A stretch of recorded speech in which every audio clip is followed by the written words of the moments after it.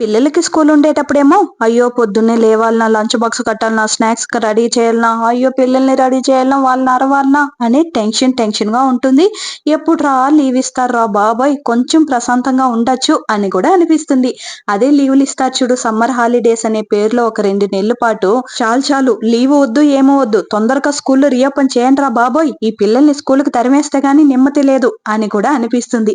ప్రశాంతంగానే లేస్తాం, ప్రశాంతంగానే వంటలు చేస్తాం, కానీ వీళ్ళ జగడాలు తీర్చే కన్నా స్కూల్ కి తరిమేసి పొద్దున్నుంచి సాయంత్రం వరకు నెమ్మదిగా ఇంట్లో పనులు చేసుకోవడం బెస్ట్ అని అనిపించేస్తూ ఉంటుంది.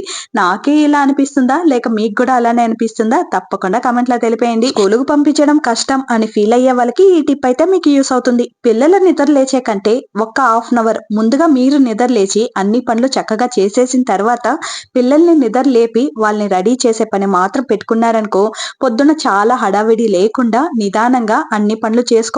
వాళ్ళపైన అరవకుండా స్కూల్కి పంపించచ్చు. అదే వాళ్ళతో కూడా లేసామనుకో, కయ్యాం బుయ్యాం అని అరుచుకుంటూ ఉండాలి. అదే కాకుండా మనకి ఫ్రీగా బీపీ షుగర్లు కూడా వచ్చేస్తుంది అనమాట.